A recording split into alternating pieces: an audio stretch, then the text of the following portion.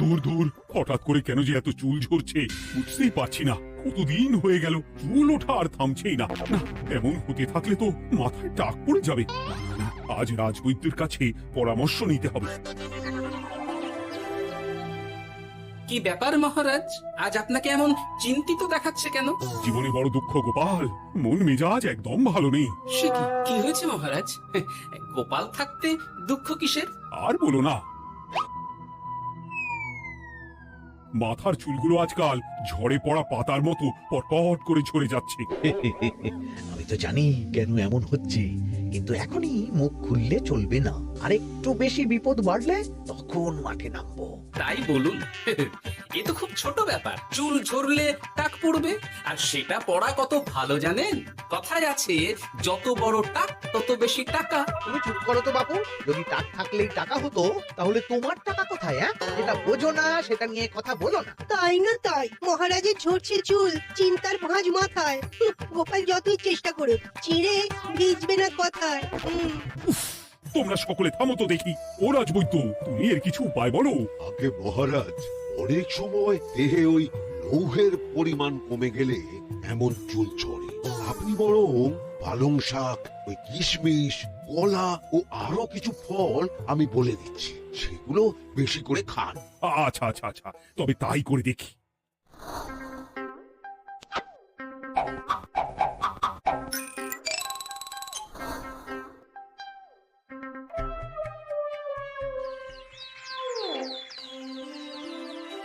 ও রাজবৈদ্য, তোমার কথা মতো শাক পাতা ফলমূল সবই তো খেলাম, চুল ঝরা বন্ধ তো হলোই না। তো জানতামই এমন হবে। কিন্তু মহারাজ, এমনটা তো হওয়ার কথা নয়। কিন্তু হচ্ছে তো। আরে আমার সাধের চুল, কোথায় চলে গেলি সব? এর জন্য তুমি দায়ী। তুমি এর জন্য শাস্তি পাবে বৈদ্য। আমাকে আমাকে ক্ষমা করে দিন মহারাজ, এমনটা হবে এ তো আমি ভাবতেই পারিনি। কিছু মনে করবেন না মহারাজ, ছোট মুখে বড় কথা বলছি, কিন্তু সত্যি এখানে রাজবৈদ্যর কোনো দোষ নেই। ওকে শাস্তি দেওয়াটা ঠিক হবে না মহারাজ। দেখেছেন মহারাজ, গোপালের সাহসটা দেখেছেন? আপনার মুখের উপর কথা বলছে। তা বলি, তুমি যখন এতই বোঝো, তাহলে নিজেই একটা আস্ত লোহা খেয়ে দেখো না, তোমার মাথায় চুল গজাচ্ছে কিনা। ঠিকই আছে, এসব মূর্খের মতো কথা কেবল আপনার থেকেই আশা করা যায় মন্ত্রী মশাই। মহারাজ, আপনি বিচক্ষণ মানুষ, আমার শুধু অনুরোধ, আরেকবার ভেবে দেখবেন। ঠিক আছে, রাজবৈদ্যকে আমি শাস্তি দেব না, কিন্তু সকলের জন্য আমার একটা ঘোষণা আছে। কি ঘোষণা? আমার এই কঠিন সমস্যা যে দূর করে দিতে পারবে, তাকে আমি বিশেষ পুরস্কারে ভূষিত করব। এই তো পেয়েছি, এই সুযোগ কোনোভাবেই হাতছাড়া করা চলবে না। এবারের সমস্যাটা সত্যি বেশ কঠিন। কি করলে যে মহারাজের চুল পড়া বন্ধ হবে সেই উপায় মাথাতেই আসছে না। হঠাৎ করে কেন যে এমন হলো কে জানে।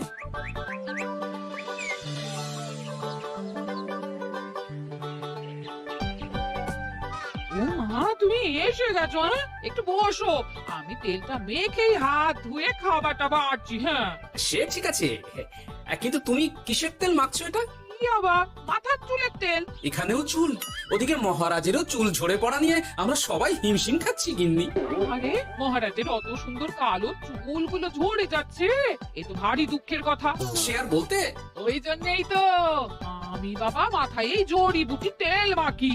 এতে চুলের গোড়া শক্ত করে, চুলকে ভালো রাখে, নতুন চুল গজায় সব। হ্যাঁ। কি কি বলে?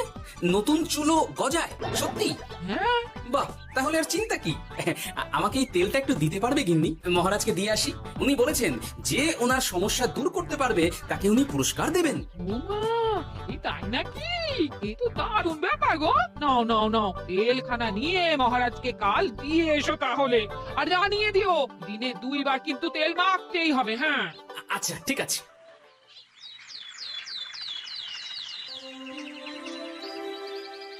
কোনো উপায় খুঁজে পেলে তোমরা? আগে মহারাজ, আমি আপনার জন্য নকল চুল বানিয়ে এনেছি। যতদিন আপনার চুল পড়া বন্ধ না হচ্ছে ততদিন আপনি এটা পরে ব্যবহার করতে পারেন। সে তো বুঝলাম, কিন্তু নকল চুল তো আর আসল চুলে জায়গা নিতে পারবে না বিজ্ঞানী। আসল চুলের কথা ভেবে আমি আপনার জন্য কেশুত্তে পাতা এনেছি মহারাজ। আচ্ছা বেশ। তা গোপাল, খুব তো আগের দিন বকবক করছিল, তুমি কি এনেছো শুনি? সেটা যথাসময়ে দেখতে পেয়ে যাবেন মন্ত্রী মশাই। এটা জড়িবুটি তেল মহারাজ, আমি এটা আপনার জন্য এনেছি। এতে নতুন চুল গজায় আর চুলের স্বাস্থ্যও ভালো হয়। আমার গিন্নিও ব্যবহার করে এটি, তবে দিনে 2 বার করে মাখতে হবে, তাহলেই ভালো ফল পাবেন মহারাজ। বাবা, তাহলে তুমি কেন মাখো না? আচ্ছা, আপনার সমস্যাটা ঠিক কোথায় বলুন তো মন্ত্রী মশাই? মহারাজের জন্য কিছু আনলেও কথা শোনান, না আনলেও কথা শোনান। সত্যি তো মন্ত্রী, কেন তুমি সব সময় গোপালের পিছনে পড়ে থাকো বলো তো? এরা তো তাও সবাই কিছু না কিছু আমার কথা চিন্তা করে এনেছে, তুমি তো সেটাও করোনি। না, আসলে মহারাজ, আমিও ভাবছিলাম আপনার কথা, কিন্তু থাক, বুঝেছি। আহ, দারুণ। তেলের গন্ধটাও খুব সুন্দর। গোপাল, তোমায় অনেক ধন্যবাদ। আশা করছি ব্যবহার করলে খুব ভালো ফল দেবে। একদম দেবেই মহারাজ। দূর বাবা, ভেবেছিলাম এক হলো আর এক।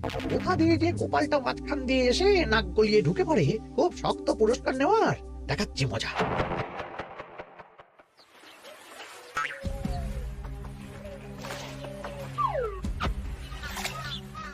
এবারে গোপালের তেল দিয়েই সব কিছু তোলপাড় করব।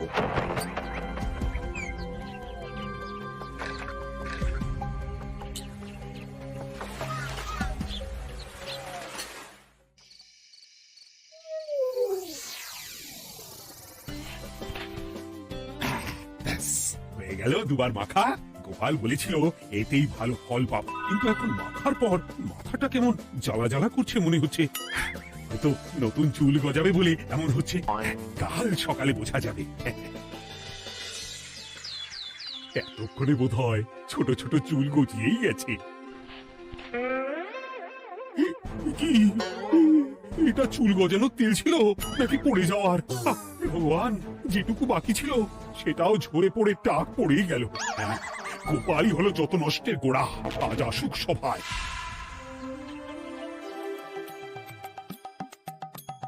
এই যে এখন এলেন উনি। ও কি মহারাজ, আপনি এমন কাপড় মাথায় জড়িয়ে বসে আছেন কেন? তুমি আর এমন প্রশ্ন জিজ্ঞাসা করো না গোপাল, তোমার দয়াতেই মহারাজের এমন অবস্থা। মানে?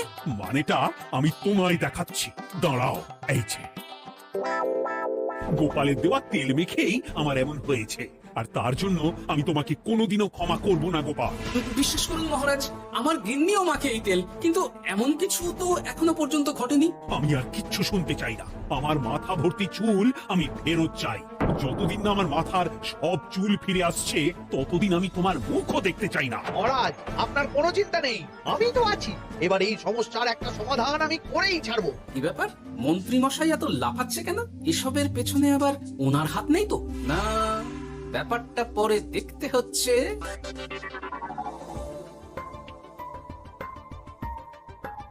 আমি বলি কি মহারাজ, এই সময়টা বরং আপনি নকল চুলটা মানে মানে পরচুলা ব্যবহার করুন। হ্যাঁ, অগত্যা, কিছু তো একটা গন্ডগোল আছেই। গিন্নিও তো রোজ মাথায় তেল মাখে, কই এমন তো হয় না। মন্ত্রী যদি কিছু করেও থাকে তাহলেও হাতে নাতে ধরবো কিভাবে? ও কি গো গোপাল দাদু, এখন এই সময় তুমি রাজসভা ছেড়ে এখানে? তোদের দাদু আর রাজসভায় যাবে না রে? কি বলছো গো? কেন? আর কেন, বিনা দোষে এমন শাস্তি। তোমায় শাস্তি দিয়েছে, তুমি শুধু বলো কে তোমার সাথে কি করেছে, বাকিটা আমরা বুঝে নিচ্ছি। আচ্ছা বলছি, কৃষ্ণনগরের মন্ত্রী মশাইয়ের বাড়িটা কোন দিকে একটু বলতে পারবেন? কৃষ্ণনগরে নতুন নাকি? আগে তো আপনাকে কখনো দেখেছি বলে মনে পড়ছে না। হ্যাঁ, আমি এখানে থাকি না, আমি এখানে আমার কাজে এসেছি, তাই মন্ত্রী মশাইয়ের বাড়ির ঠিকানাটা যদি একটু বলে দেন। নিশ্চয়ই, এই পথ দিয়ে সোজা চলে যান, তারপর কিছুটা ডান দিকে গেলেই পেয়ে যাবেন। আচ্ছা, অনেক ধন্যবাদ। ভিন গাঁয়ের লোক মন্ত্রী মশাইয়ের বাড়িতে? ব্যাপারটা বেশ সন্দেহজনক লাগছে। এই গোলটে ন্যাপলা, তোরা তোরা দুজন একটু আড়াল থেকে দেখতো লোকটা মন্ত্রী মশাইয়ের বাড়িতে ঠিক কি জন্য এসেছে, তারপর আমায় খবর দিস। ঠিক আছে গোপাল দাদু। তোমার আবার এখানে আসার কি দরকার ছিল? আমি তো বলেছি যে আমি ঠিক গিয়ে তোমার পাওনা গন্ডা মিটিয়ে দেবো। মিটিয়ে দেবে? কতদিন হয়ে গেছে জানেন? দেখো, হয় আমার কীটনাশক আর সার সব ফিরিয়ে দিন, নয়তো আমার জিনিসের দাম মিটিয়ে দিন। কীটনাশক, সার আর কি করে ফেরত দেবো বলো? ও তো সব পুকুরের জলে মিশে গেছে। ওসব আমি জানি না, আমার পাওনা গন্ডা মিটিয়ে দিন, ব্যাস। চল চল এখনই তাহলে গোপাল দাদুকে গিয়ে সব জানাই। চল চল দাদু, ও গোপাল দাদু, তোরা এসে গেছিস? আয় আয় আয় আয়, আয়। মন্ত্রী মশাইয়ের মুখ থেকে অনেক খবর পেলাম। তাই নাকি? কি শুনি? মন্ত্রী মশাই ওই লোকটার কাছ থেকে অনেক কীটনাশক সার নিয়েছে, কিন্তু এখনো জিনিসের দাম মেটায়নি। হ্যাঁ, ওই জন্যই তো মন্ত্রী মশাইয়ের উপর লোকটা খুব লেগেছিল, হুমকিও দিয়েছে এক সপ্তাহের মধ্যে জিনিসের দাম সব মিটিয়ে দিতে হবে। তাই নাকি? কিন্তু কীটনাশক সার নিয়ে মন্ত্রীমশাই কি করবে? সেটা তো বলতে পারবো না দাদু, তবে হ্যাঁ মন্ত্রী মশাই ওই লোকটাকে বলছিল যে ওই সব কীটনাশক সার পুকুরের জলে মিশে গেছে। কি বললি? পুকুরের জলে? আচ্ছা, এবার দুয়ে দুয়ে চার করা গেল। অনেক ধন্যবাদ রে তোদের। বল বল, তোরা কি খাবি? কিচ্ছু লাগবে না গোপাল দাদু, তবে ভোলা বয় আর মিষ্টি খাওয়ালে। আচ্ছা আচ্ছা। কি করে যে মহারাজকে আসল ব্যাপারটা বোঝাই, কিছু তো একটা উপায় বের করতেই হবে। তা বলি বাবা, রাজসভায় যেতে হবে না বলে কি সারাদিন এইভাবেই শয়নে শয়নে দিন কাটাবেন বাবা? হ্যাঁ? উপায় পেয়ে গেছি। বুঝলে গিন্নি, আমাকে একটা জায়গায় যেতে হবে, বুঝলে? তারপর ওখানে যদি কাজ হয় তাহলে আগামীকাল রাজসভায় আমি যাব। কিন্তু তুমি যে বলেছিলে তোমার এখন ছুটি। হ্যাঁ, কি আর করি বলো, গুরুত্বপূর্ণ একটা কাজ, তাই যেতেই হবে। আচ্ছা যাও। ওই গো বিজ্ঞানী, আরে গোপাল যে, বলো। এই যে বিজ্ঞানী, একটা বিশেষ দরকারে তোমার কাছে এলাম, বুঝলে? হ্যাঁ বলোই না। আচ্ছা, এই দূষিত জলকে কিভাবে আবার পরিশুদ্ধ করে বলতে পারবে? কেন পারবো না? এই জলের মধ্যে একটু চুন আর ফটকিরি দিয়ে দিলেই জল আবার দূষণ মুক্ত হয়ে যাবে। তবে ওগুলো দেওয়ার পর কিছুদিন সেই জলকে ব্যবহার করা বন্ধ রাখতে হয়। হ্যাঁ। আচ্ছা আচ্ছা, অনেক ধন্যবাদ। আসি তাহলে, হ্যাঁ?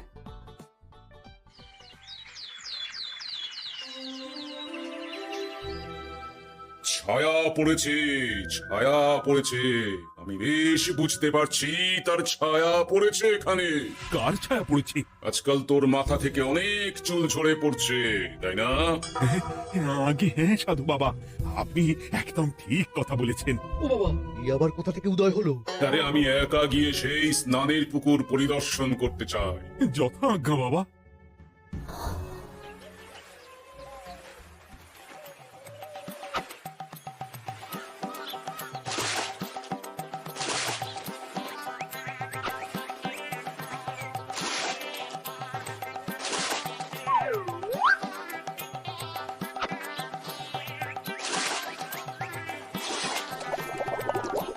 যাক বাবা, মোটামুটি সপ্তাহখানেক এভাবে থাকলেই পুকুরের জল আবার আগের মতো পরিষ্কার হয়ে যাবে। এবার শুধু মহারাজকে একটু বুঝিয়ে বললেই হয়ে যাবে।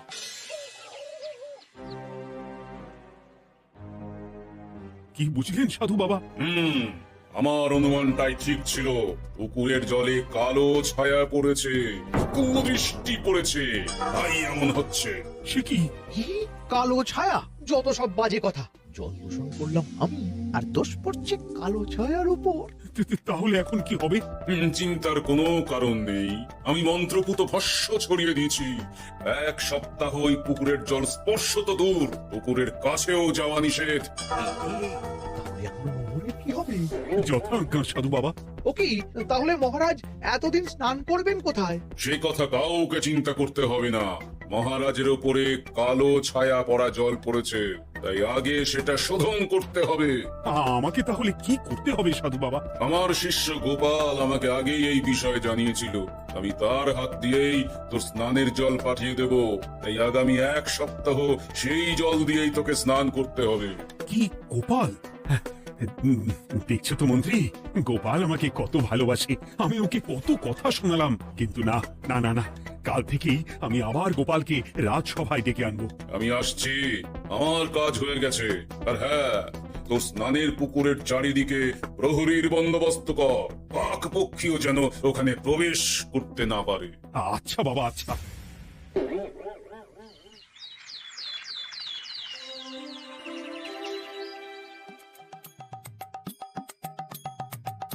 গোপাল, তোমাকে আবার এখানে দেখতে পেয়ে আমার খুব ভালো লাগছে। তোমার গুরুদেব গতকাল এসেছিলেন, কিছু মনে করো না। না বুঝেই তোমাকে অনেক কথা শুনিয়েছি। না মহারাজ, আমি জানি আপনি আমাকে খুব ভালোবাসেন, তাই আমি কিছু মনে করিনি মহারাজ। এই নিন, আমি আপনার স্নানের জল এনেছি। হ্যাঁ হ্যাঁ হ্যাঁ, দাও দাও দাও।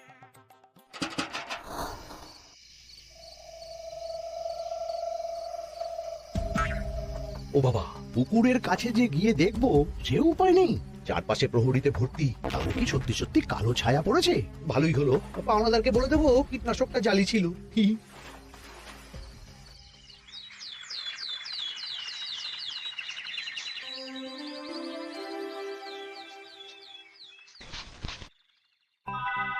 এই তো আমার সেই পুরনো কালো চুলগুলো আবার ফিরে এসেছে।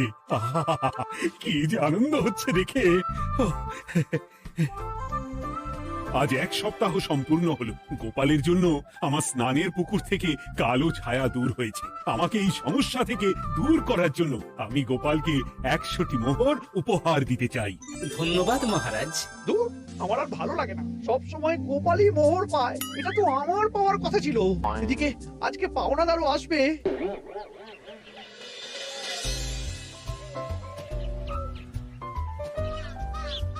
গোপাল দাদু, ওই লোকটা এসে গেছে। আচ্ছা, আসছি।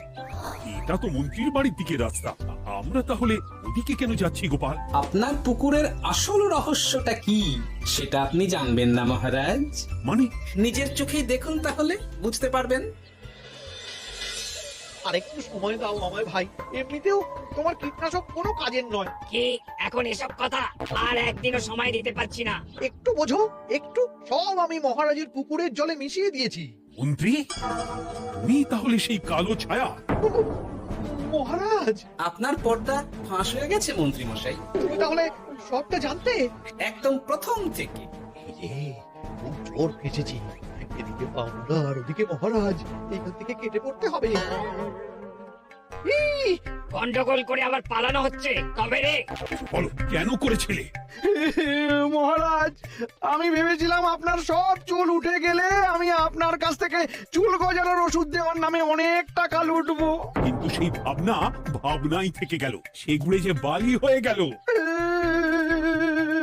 ভাবা যায় চুলের জন্য চুলো চুলি, হ্যাঁ?